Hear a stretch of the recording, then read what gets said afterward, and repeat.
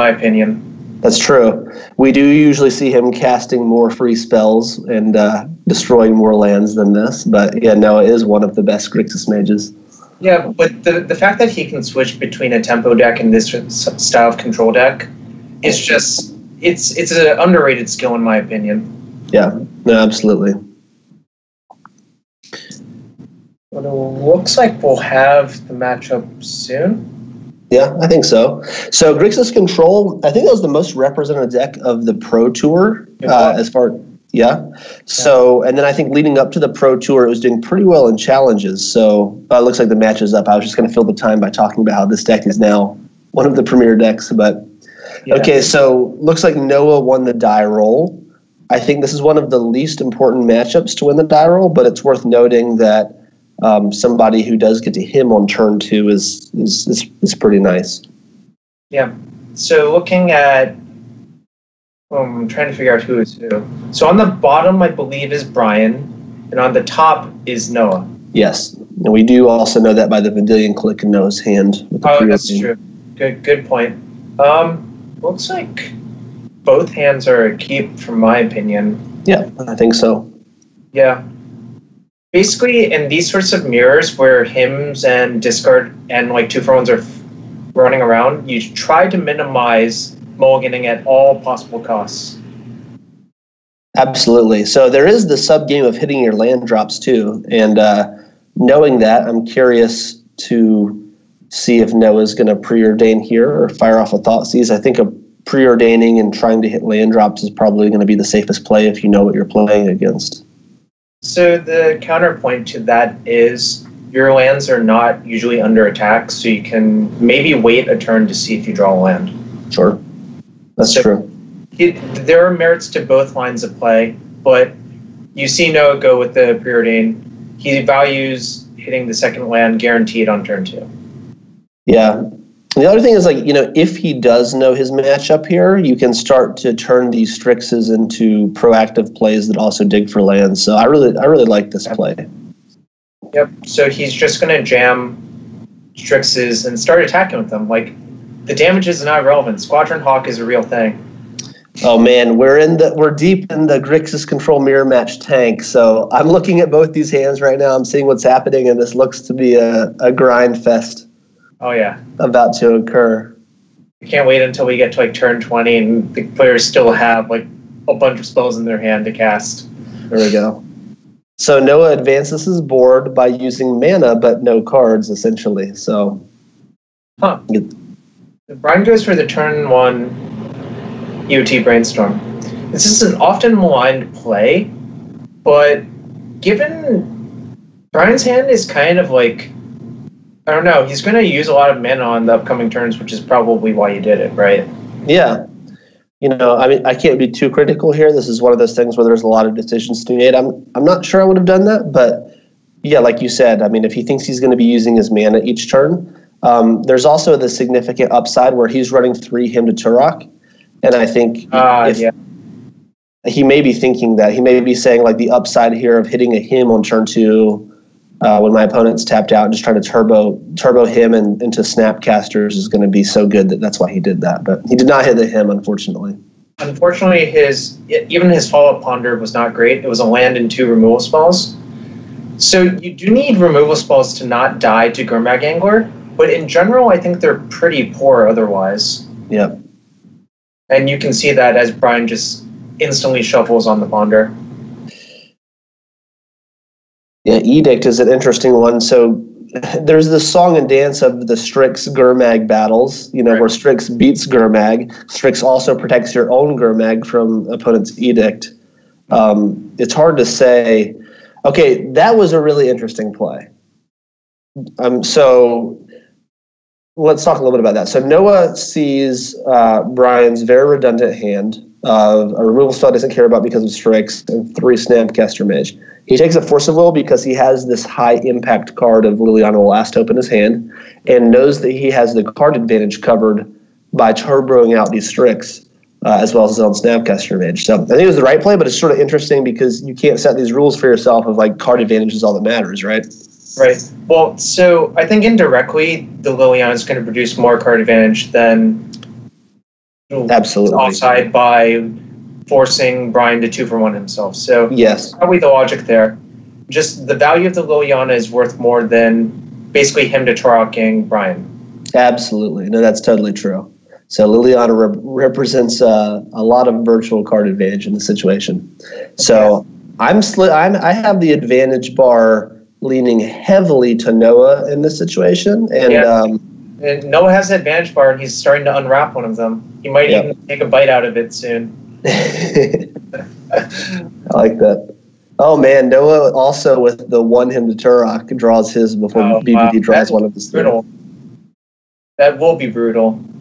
Yep. You're just going to see the Liliana keep the board clear, and the Strixen marching in for damage. I think we're going to see an attempt at snap bolting a Lily, maybe. Yep. And okay, this actually adds another option, but we have basically two situations where BBD is going to try to use 2 spells to kill Liliana. And unfortunately for him, Noah has some protection for this Liliana in his hand. Yeah, it is worth noting he doesn't even have to force evolve the first burn spell. He only has to force evolve the second one. Yeah, that's particularly why it's a rough situation for him. Now that one of the spells is Kolaghan's command, though, BBD can maybe line it up so that he goes for a Kolaghan's command first, which pings Liliana and gets back a snap. And the birds continue. Haven't you heard the birds the word? Oh, Jarvis. But yeah, you actually see Noah lead with the hymn here, I think. Yeah, I like that it. It's great. He knows that Brian has at least 2 Snapcasters and Edict in hand, correct? That's what he knows, yes. The 3 leftmost cards are the cards he knows. So this forces the action on Brian first, I think. Yeah, I think the hymn is obviously great here. Yeah. So this is an interesting thing about Grixis Control as a control deck is extremely proactive. I mean, we've seen card advantage removal spells that are proactively played before anything's on the opponent's side, as well as a Planeswalker. And then this discard spell is the same thing. It's a proactive spell. So K command in response to the hymn, I think that's something that we could definitely expect there. Yep. Now Noah has a decision to make. Yeah, do you force this or do you let it go and force the other card? I think there are merits to both plays. Yeah, I agree. He does not know about the bolt, but if I'm in Noah's seat, I'm also thinking about at this point that I'm so far ahead. What combination of cards can get my opponent out of this? And it's obviously some burn spells to kill Liliana. So. Yep, and more importantly, the Kolaghan's command is one of the ways for Brian to get back into it by trying to catch up on value, essentially. Yep, definitely. Okay, so this is actually ends up being the best exchange for Noah because the bolt resolves. Obviously, the bolt doesn't really do anything unless the second spell is going to be effective. So, great. With another force in hand and his opponent on 2 cards, I think Noah feels fantastic here. Yep. So do you lead with Snap or Angler? Both plays have merit. Yeah, definitely. Well, actually, I think if you lead on Angler, Noah's inclined to let it resolve because he literally has 2 Baleful Strixes in play, right? Yeah. And he also knows about the snap, so there's no way that he's going to bait something on an Angler when the snap is known. Interesting. Huh. Okay, that actually makes sense because it's going to die to Liliana. So that's actually like a really pro play. Oh. Whoa. Interesting. That was really interesting. So that's very different than what I thought was going to happen. I have to wrap my head around what Noah's going for here. So I believe, based on this, Noah's plan is to just ding his opponent to death in the air. Yeah. Does that make sense?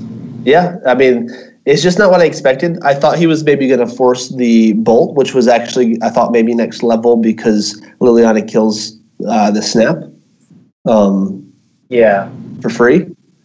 But yeah, that's definitely interesting. So, But yeah, this is an alternative line of play, which I think also is coherent. sure. I mean, he sees his opponent as at 12 life. He has the skies down, basically, and he knows that he still has protection here. So, right. So if you do the math, it's 2 + 5 + 5. It's exactly a 3-turn clock.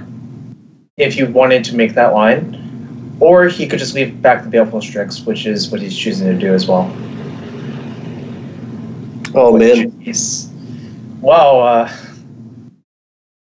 I think that might force a force. I think so.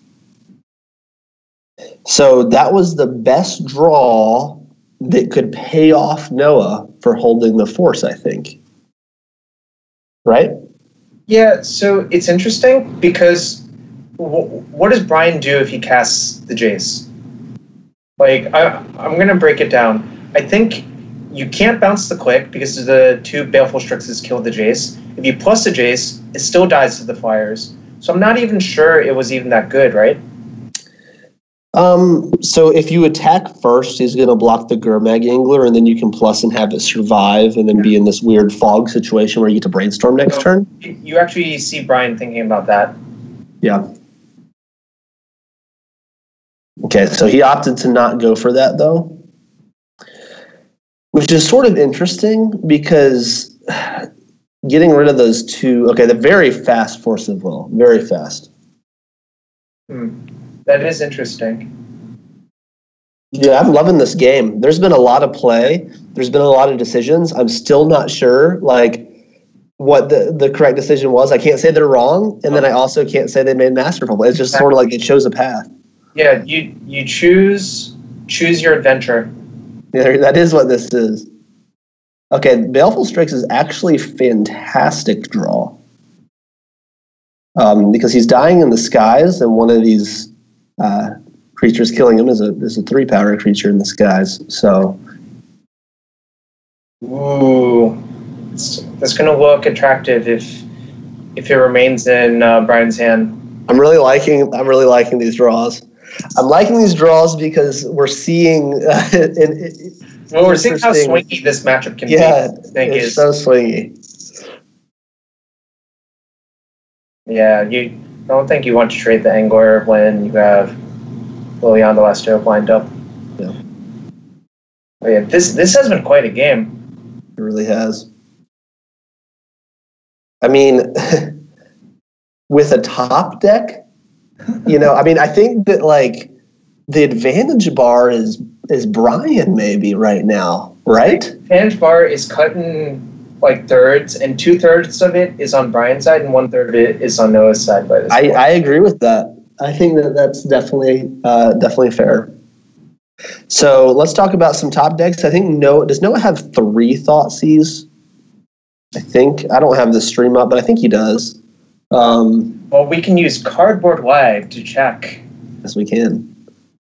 He does, in fact, have 3 Thoughtseize. Okay, and then he has Snapcasters because he has Thoughtseize in Graveyard. But also, Kolaghan's Command would be quite a good card, too. Kolaghan's Command would be fantastic. Yep. Good old Raven's Crime mode. Raven's Crime. Or Funeral Charm if you're older and remember that card. There you go. Trying to appeal to the younger audience, Jarvis. The older audience? Woo! All right, so interesting block. I mean, this just means that he's probably going to Edict. Well, yeah, that makes sense. Yeah. Because then now you have to choose between keeping your 5/5 or keeping the 1/1 that's holding off the 3/1. Unfortunately, this whole ordeal that just happened is probably not good for Noah with Liliana the Last Open in hand. I mean, he did get rid of an X1 that was in play for him, but he's also like, I don't know, this is just rough. But yeah, this is a close decision for Brian. Because Brian basically needs to decide if he wants to protect his life total by sacrificing the Angler, or if he just wants to be like, all right, screw it, I don't think Noah's going to top deck anything. Because Brian knows that Noah is empty now.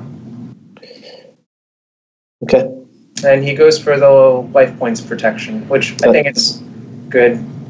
I think both ways are like reasonable lines. Yeah, I didn't really know exactly what he would do. That was interesting.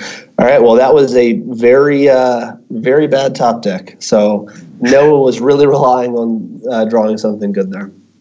Wow.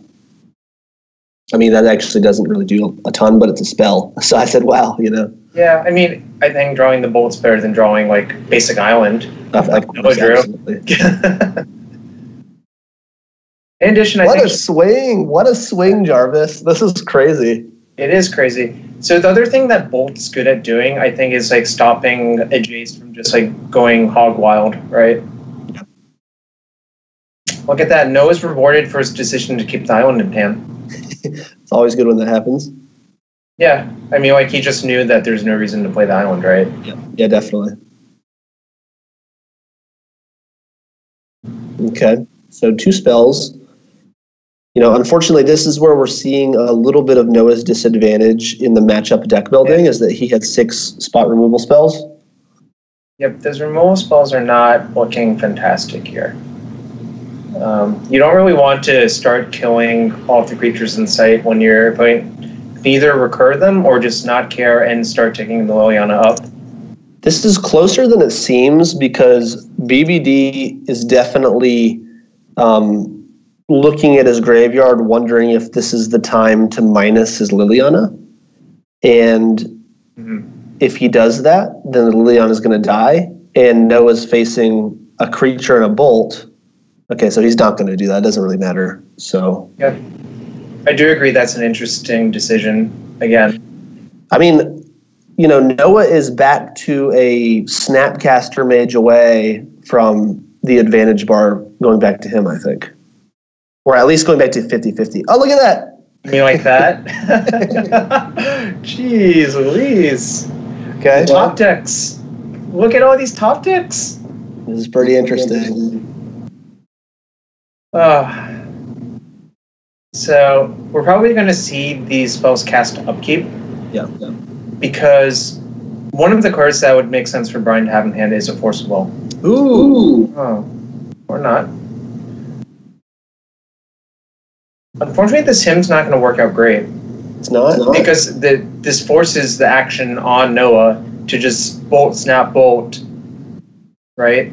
Right. This was really risky, though, because like Liliana could have ticked down and gotten Snapcaster for Colgan's command. Yeah.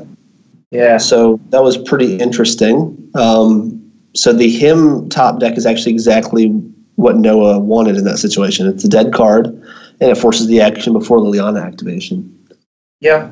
I mean, I don't think it's necessarily a misstep for Brian. It just worked out not great for him. Definitely not a misstep for Brian. I mean, he didn't do anything wrong there. That's just, you know, what happened. Obviously, since we both can see the hand, we knew it would have been slightly better to minus first, but Brian had no luxury of that information. Yeah, definitely not.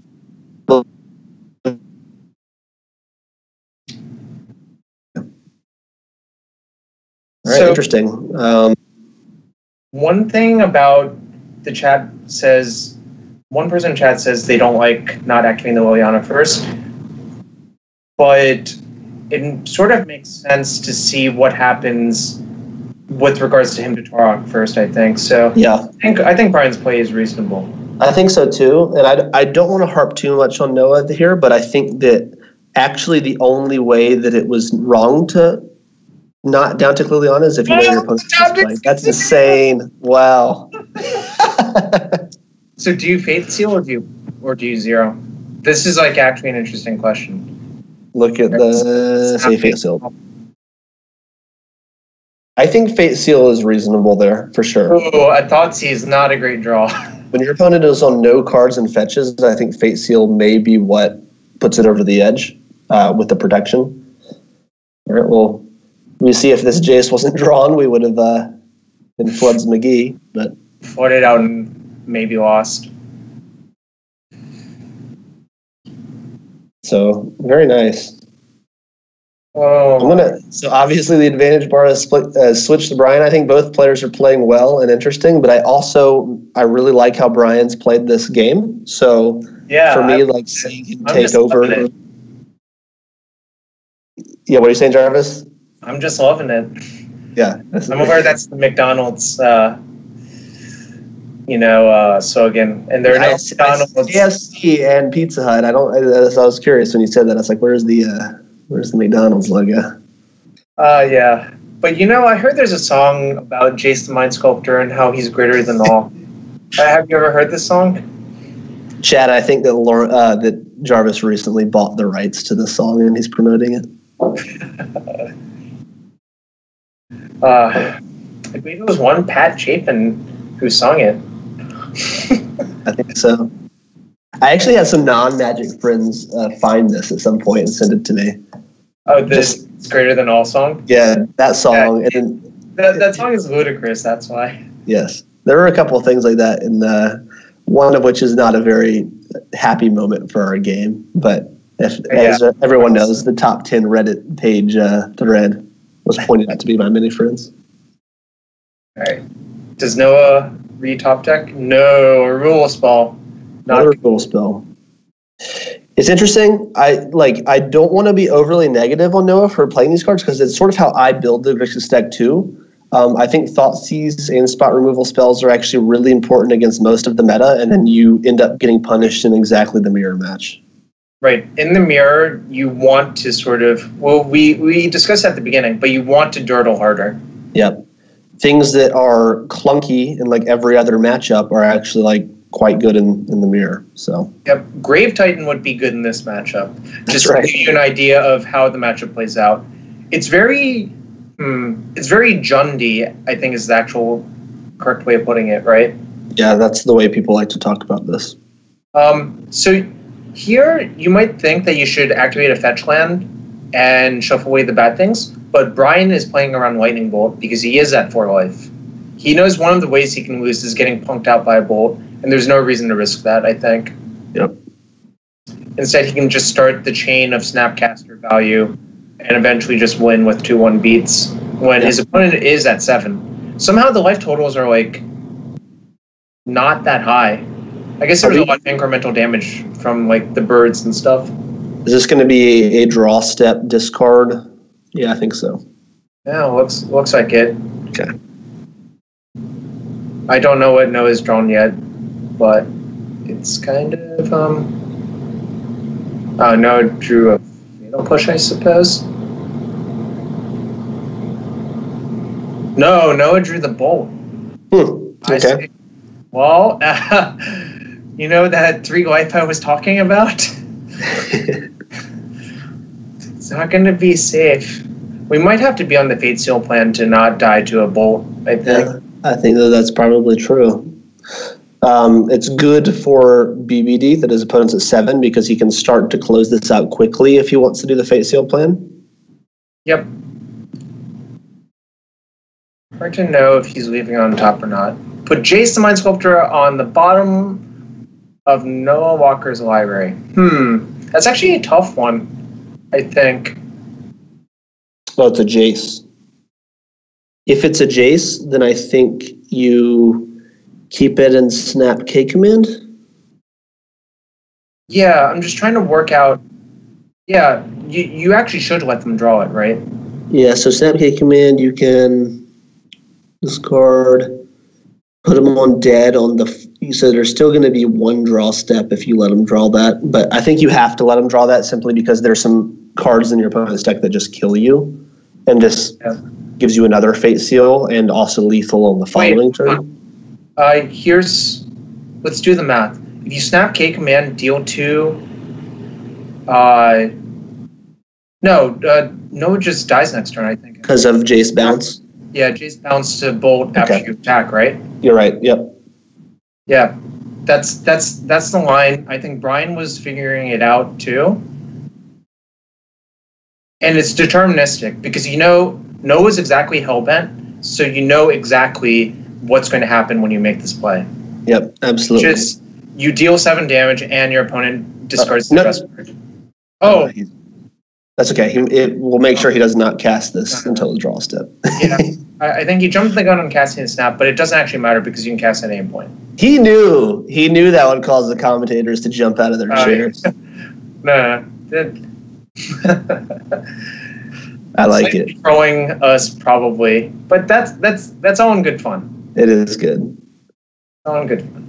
Okay, so he actually didn't see this line, but that's okay. I mean, it took we have like a bird's eye view, and it takes us a minute to think about it. So yeah, no, it's okay. It's slightly less safe, but you can Fate Seal one more time. So, well, yes, it's definitely less safe than winning the game, but yeah, I think that he's still got it covered. So this is one of those things. It's like, I just want chat to know that there's a lot going on here, and it's like my first inclination was to see this, and we've got a bird's eye view, and it took like a while to think about the deterministic line, and there's just so much more to think about when you're the player in the seat and you don't have, you're not able to be talking about it out loud. There's just like a lot of stuff to think about, so this is okay. Well, our favorite Sean's in the chat, and he's like, why win the game when you can get more information for game 2? Well, deck lists are known by this point, so you're not really gaining anything. I'm really sad that you gave Sean any amount of airtime because he's 100% trolling you. I know, but I just had to. You do have to. I know. I actually haven't given Shad a lot of attention in this match. I feel sort of bad for that. Let me see what they're up to today. So yeah, you can either look at the deck lists on Cardboard.live extension or on itsjulian.com, where you can see all of the deck lists at once. But it's the most fun to look at it live during the match on Cardboard.live extension. Yep. I'm just kidding. All right, so trying to figure out what Brian's going to do with Jace's turn. Wait, didn't he discard it? No. Oh, no, I thought you said, Brian. Because he knows his top card is Bloodstained Mire, right? Because we put 2 Mires on top. I mean, I would think that if he's then on this line, he's probably back on a Fate Seal plan. Yeah, because it's a kill next turn, right? Yeah. Yeah. So. The danger is if there are 2 good cards in a row that kill you, then you die. But the question is, how many forces has Brian cast, actually, right? Yeah. 4 Force of Wolves left in 3 draw steps with 28 cards remaining. Yeah, you're starting to get... I feel like when your opponent has just a few draws and you have a Fate Seal... Sure. I think that the math really favors Fate Sealing them over trying to brainstorm into like a small number of your interaction spells, right? Yeah. But I think it's worth. I mean, I think you talking through it is definitely like what you got to do. You got to think about that. Right. Since we're sort of, it looks like we're sort of waiting for a second. I will answer a couple of chat things. I actually have not been playing a lot of Grixis. I've been playing a lot of non-blue decks lately. But I think Grixis is obviously one of the best decks in the format. Yeah, it's funny. I kind of personally don't like the deck because of its inherent clunkiness, but it does. If you survive a lot of turns, it does some really powerful things. As you can see in this mirror, where literally powerful things have been cast almost every turn of the game. Yes.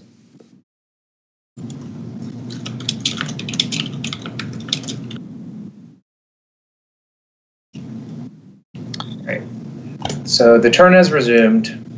Yep. So we're sort of slowly seeing what we predicted will happen here. Yep. As you predicted, E+ is on Noah. As we predicted, Jarvis, we. I like to think of us as Smeagol when we're commentators. What happened to the plus? I'm trying to figure it out. Yeah, I didn't see the card, but we're about.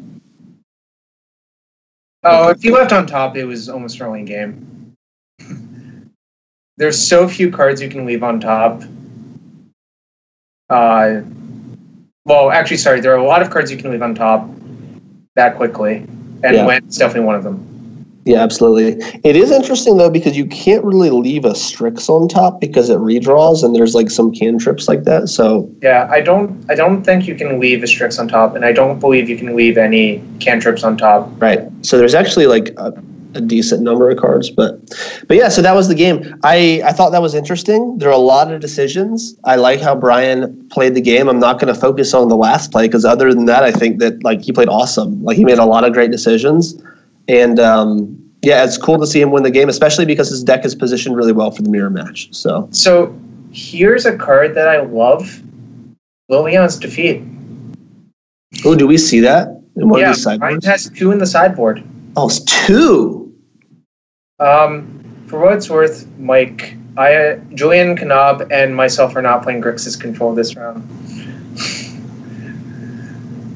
2 Liliana's Defeat is a statement. It is. The statement is, I want to kill all Lilianas and Gurmag Anglers. That's interesting. We're getting the names fixed, and they're fixed. So a Hydroblast is always an interesting card in this matchup because there's not many targets, but it's awesome for the Kolaghan's Command sub-game. Yep.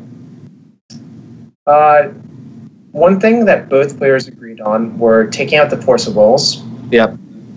Oh, wait. Ooh, I love how Noah's showing this to us over here. Wait. Okay, so Noah did take them out. Yeah, he's just showing us how he's sideboarding. Here we see the Blood Moon again. He sort of tried to do this last time, and I'm curious if it's going to work out better this time. It's interesting. Like if he's playing against a good player and he knows he's doing it, and his opponent thinks he's probably not. It's such a weird song and dance, right? Because it is a weird song and dance because, as we saw last time, there are real costs to getting your basics. Absolutely. And once you start to get basics, when you know what your opponent's playing and your opponent knows what they're playing, they're then going to fetch their islands. And then they start to expect that you might have the Blood Moon. So we'll sort of see how that goes. It's kind of a weird leveling game, and I don't know what's going to happen. But I'm excited to see what happens. It makes me very excited. So one Thoughtseize is coming out. Okay, never mind. He's sort of playing around with this. I do like Thoughtseize better than basically any removal spell, even if a removal spell that can kill Gurmag because you have all the Strixes. So, yep. Hey, Jarvis, I'm going to step away for like 20 seconds and use the restroom, and I'll be right back. All right. So we see Brian's hand. Oh, I see 5 cards of Brian's hand. Okay. I see 7 cards of Brian's hand. Let's see. Does Noah have more than 1 land? Oh, it's a 1-winner with Brainstorm. I guess you probably keep, right? Just main phase of Brainstorm so it doesn't get countered. Hope to find a land. Uh-oh, this could be disastrous. Is it a disaster? Oh no. It's kind of disaster. So no one knows that he is Brainstorm locked. Let's see if Brian gets not drawing lands. No. Brian ponders into 2 lands and a Brainstorm, which I believe are going to be kept.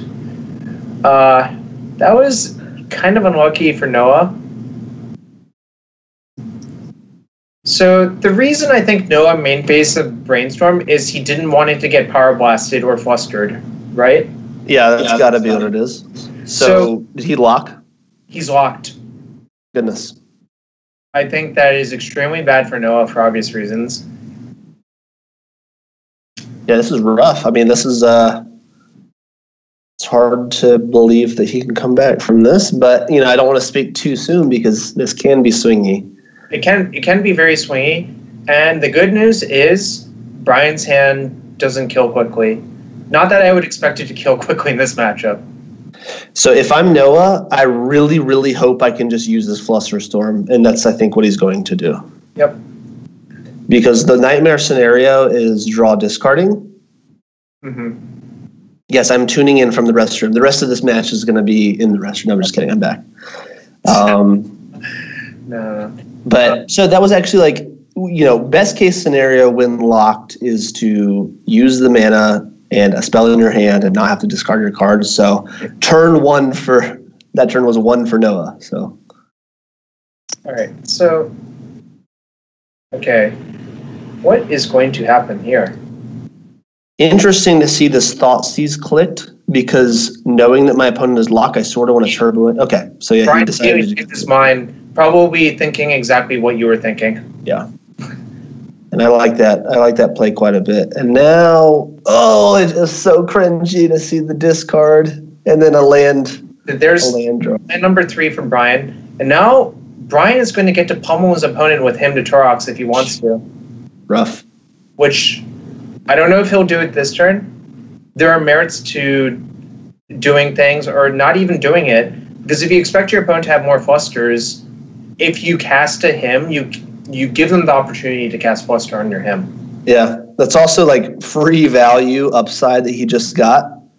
That's interesting. So he's going to clean up and he's going to use a snap. He's going to get away with this, it looks like, but it was an interesting decision because it does give an opportunity for something to happen. Yep. The reason I think Brian is doing this is he wants to end the game before Noah gets out of his mana screw, right?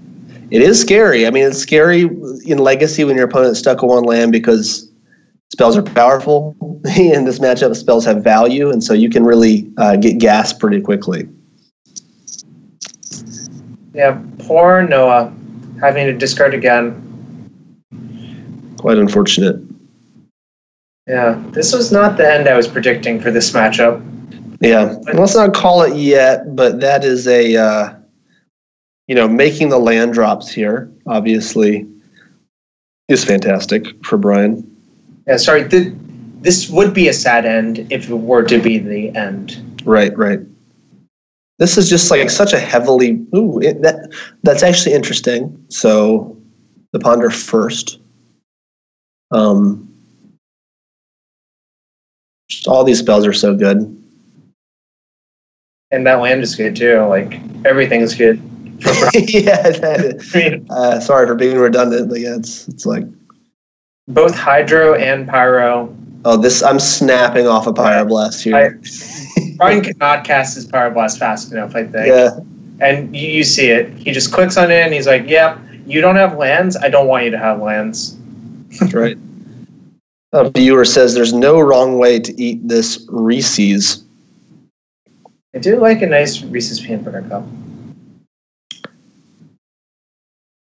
All right, so the slow and agonizing mirror match mana screw death.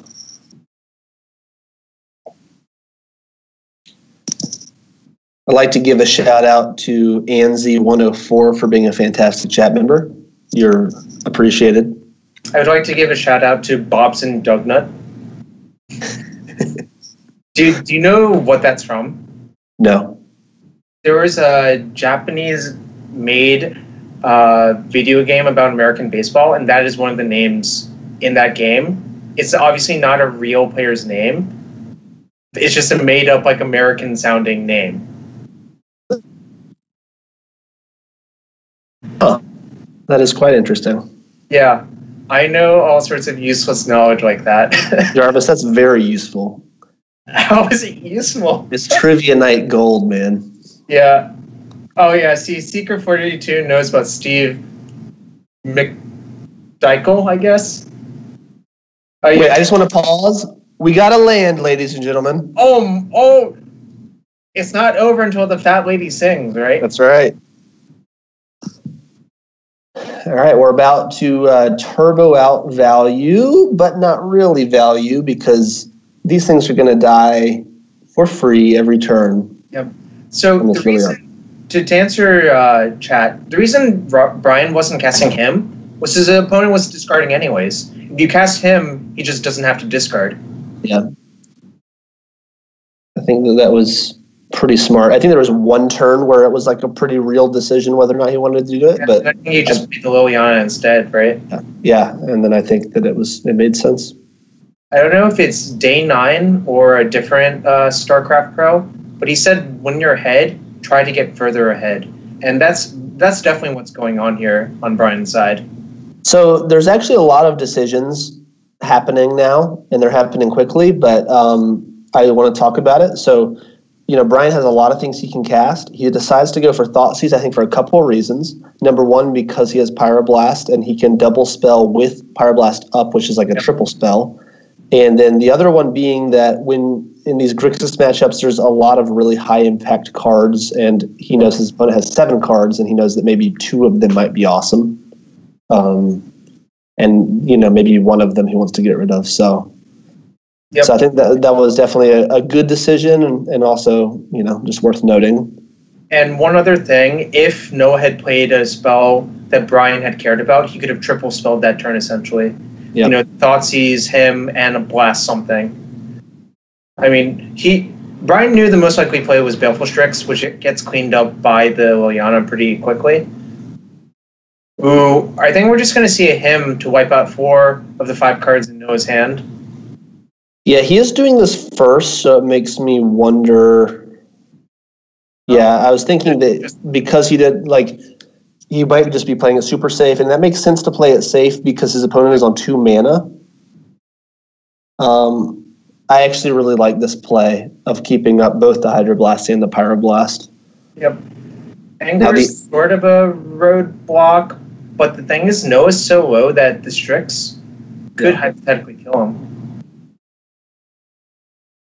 Yeah, I think Angler and him were 2 cards that sort of messed with this play, but other than that, he dealt with everything.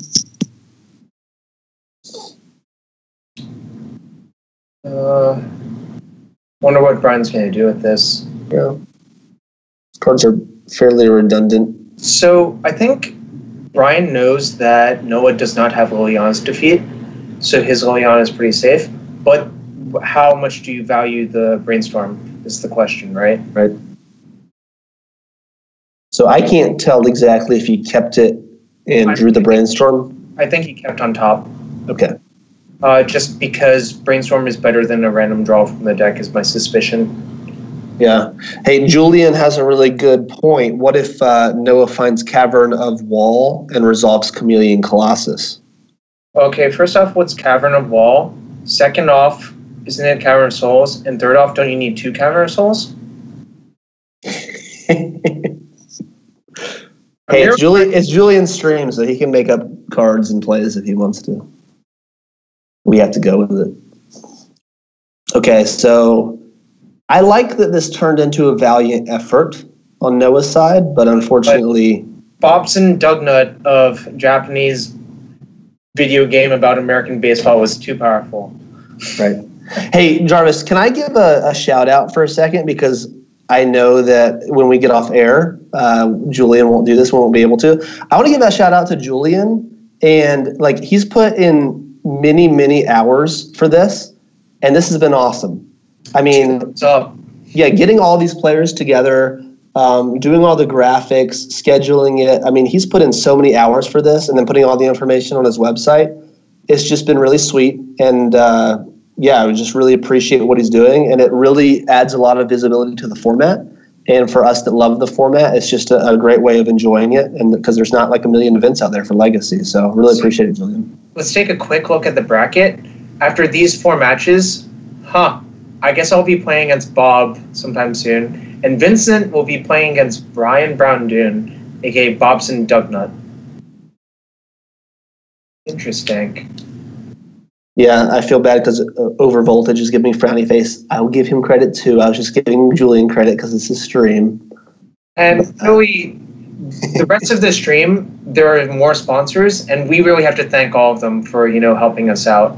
Cardboard.live, which you are the founder of, theepicstorm.com, Card Hoarder, and MTG First. They're all great, people, great companies, and you should support all of them. I think my favorite sponsor is theepicstorm.com. Am I allowed to say that? Yeah, you can say whatever you want. You're allowed to have favorites. All right, my favorite's theepicstorm.com. Yeah, my favorite is MTG First. For multiple reasons. I usually play at their store when they run, their Quest for Power series, and it's awesome. The guy who owns the place is an awesome guy, and you should buy and sell cards to them at SCGs. Yeah, they're awesome. I've actually been there before. I've driven several hours to go to one of their tournaments. You have. So. I remember you were playing Ad Nauseam Tendrils and you lost to Nick Fit. I did. Hey, no, I lost to Lost Legacy. I'm not even going to say the name of the deck that played it. But it was Nick Fit. Yeah. But yeah, I'm excited to see more good Magic this weekend. Hopefully I'll be winning. Hopefully you'll be winning. Hopefully we'll meet in the top 8. Yeah, no, this was an awesome way of warming up for a weekend of Legacy. Yeah, it's just really cool to see some of the best players battling it out. Jarvis, it was awesome to see you win. You went from the depths of hell to back in this thing, so congratulations. To be fair, that happened to me last year. I started like 1-2, and then we had to crawl our way up with Grixis Silver. I won a lot of matches with Grixis Silver, probably because the deck was fairly broken. Yeah. No, I like it. Good job. Rudy has a good point. Does anyone have a bracket left? Oh, I want to know this because I put up a foil brainstorm as a prize. So, yeah, hopefully they're all busted. Just kidding. It'll be sweet if somebody wins. Well, was the foil brainstorm only for a perfect bracket? It was. That's a tough sell, buddy. you might be keeping that foil brainstorm.